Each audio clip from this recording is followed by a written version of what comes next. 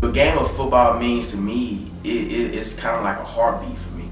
Because if I went to college and didn't play football, I don't know what I'd be able to do with myself. I wouldn't know what to do. It's kind of like a blood vessel that just keeps pumping life.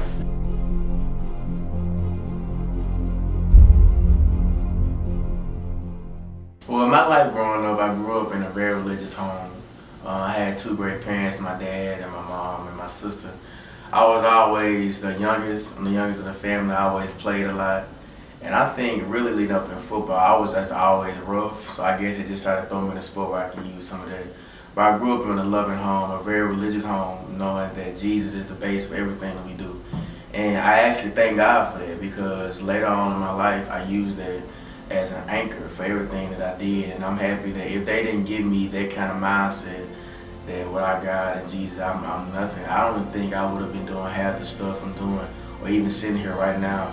Sometimes thinking about it, I don't even believe where I am right now, because a lot of people told me to just stop playing, because early on in my career I wasn't very impactful. I always had the heart, but I never really had the body to do it. And later on in my life, something just went off in my head that enough is enough.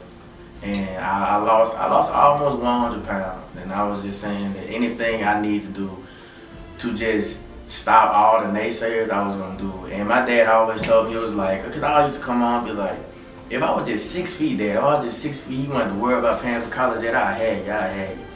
And he used to always say, you're gonna keep growing, you're gonna keep growing. And of course, I did not grow. I grew a couple of inches, but that wasn't gonna get me nowhere. And so when I got to high school, man, I was like, Dad, I need to grow. He said, he always told me, he sat me down one day at the kitchen table. He said, God gonna give me glory from you being 5'8", 5'9", than you being 6 feet, 6'3". And now little kids that I just know from my neighborhood, or people from Neville, or fans from Neville come to me and they be like, oh, you not into how you do all that? And this actually a freshman right now in Neville. And he looks up to me. I'm talking about every day at lunch, he come talk to me. One day he asked me, man, you not scared of them big guys? And I always told him, I said, if you can literally do anything you put your mind to doing, I mean, if it weren't for my parents and God instilling in me the things that I have now, I won't be able to trickle down the information and the wisdom I can give to these young guys. Just knowing that just because you're short, that's actually a blessing, because we can fit in places and gaps that other people can't fit in. My home life growing up, it was strict, and I think that actually gave me some of the discipline I needed, because I work out every night, and some nights I don't want to work out. But I just think about some of the discipline I had, with my dad. He was a big disciplinary figure in our family. And just knowing that quitting is not an option. They always instilled that in us. And if it just, my family was such a big rock for me. My grandmother, she lives about an hour, 30 minutes, 2 hours away from here. And I used to call her every day, crying about like somebody called me fat or something like that. And she used to always tell me, she'd say, son, you gonna blow up one day. You gonna blow up one day. And then when colleges started emailing me around my junior year, I didn't really know how to, I didn't know how to take that. But just my life growing up, my family life growing up, it gave me the foundation I needed to where I am today, which lead me in this seat today. And just one thing I can tell people, if you ever undersized for any sport, use that as an advantage.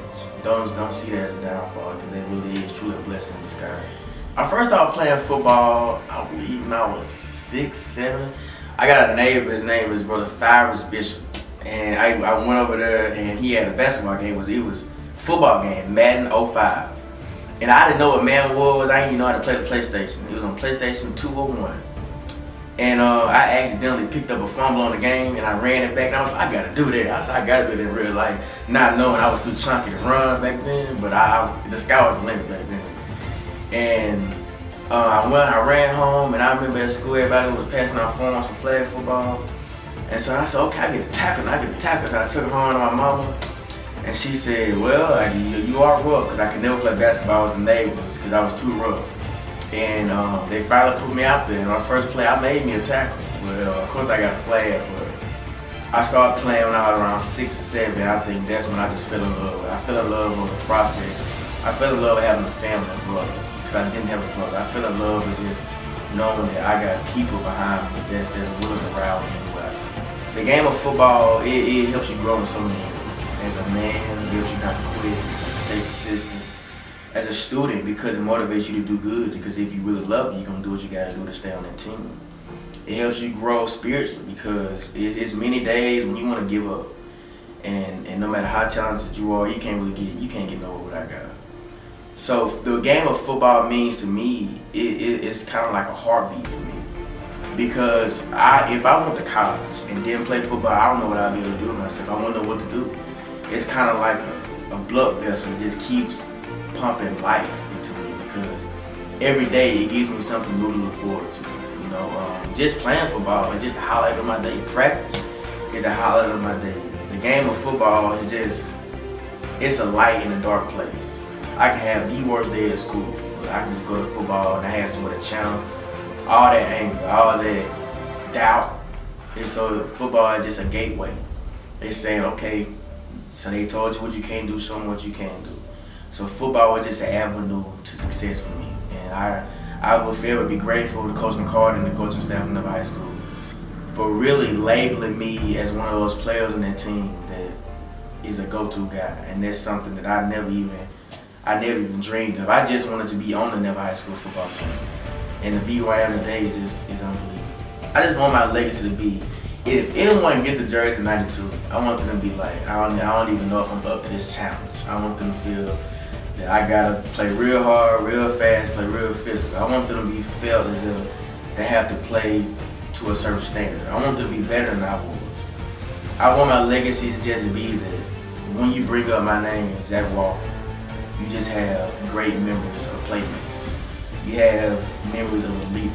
I hate losing. I hate people who have losing attitudes. I don't hate being quiet. I hate being quiet. I hate not trying hard. So I just want my legacy to be a verbal leader and a leader that does what he says. And I just want it to be one of great memories and a legacy that many people will try to imitate. My opinion about my recruiting is coaches don't know what kind of player I am. Film isn't half the story. Even though they see, obviously, that I make plays, my opinion is that they just don't know how much I can give them. Because I work so hard, and I know I can play at a high level school. I know I can, no doubt in my mind I can. Game in and out. Every time I came out hurt. Broke finger. I played in games with 2 broke fingers, twisted ankle. My shoulder popped out of place, but I never stopped because I knew if I stopped, I'm giving people what they want. I'm quitting, I'm giving them what they want. I'm just stop trying. And college coaches don't see that. They don't take the time to see that. And I understand that they're busy, and I understand that they have lives outside of football. But I believe if they would just take the time to really just for a few minutes, just to look more into it. If I make plays like I made this year, if I can do that on the defensive line, I know I can do that on any other position. And I know with the great competition that our division had and our district had, that has grown me to be able to play against great competition. Just some great guys who played against Isaiah Graham with Basham and the line they had. That's just a game that I knew that if I can do well this game, that's a great company with Franklinton. The guy I went against then was an LSU committee. And God allowed me to personally surprise myself on certain plays. And he's a great athlete, great player. And I'm just fortunate to play against some great talent like him. But I believe if I beat one of the best, why should I be slept on and think that I can't play against the best? And I know that me being shorter, it's kind of like, okay, he's short, but my height is such a blessing because I'm doing things that bigger recruits cannot do. They can't fit in a gap between a center and a guard and do it quick and fast like I can, because I know, first of all, I want it more. And second of all, when that ball snap, it's gonna hold, I'm gone. And I believe when you bigger, you may not can move as fast, and there's just certain things that I can do that they can't do. And I believe coaches only see one thing, size, and they're not seeing the productivity. I believe it don't matter how big I am, if I'm making these plays, especially against bigger recruits that you recruit, and I'm beating them pass rush and run wise, so I'm beating them man to man, and I'm beating them out in space, I don't understand what's the question. And I understand that, you know, it's more skilled players, bigger, stronger, and faster players in college, but they work to be there. So let me go to their school and work to be better than them. I think I bring leadership. I'm on the leadership council on the football team. I bring leadership because I want all of us to be successful as one. I believe a football team is successful when they have the same mindset. So I bring leadership. I also bring smartness. Like I said, my size has forced me to be a smarter player because I have to know how to move my way through bigger people and learn how to be successful on the field because I know I'm shorter. And I also bring a great faith and religious mindset. I know that we all might not be the same religion, but I believe we all serve the same God. And at the end of the day, I just want my teammates to know that no matter how talented you are, you know what I got. And I think I just bring to the team a player that will not quit, won't quit, and does not know what that word means. One word I would describe myself as resilient. I believe when you're resilient, you're in business. Because if you can go through so much and keep on kicking, and somebody can hit you with their hardest blow and you still kicking, that's somebody that's dangerous. That means that they have something in their mind they're trying to reach. So me, I describe myself as resilient because I should have been quit. I shouldn't have even got where I am. But because I was resilient, because God honored that and honored my faith, He allowed me to be where I am today.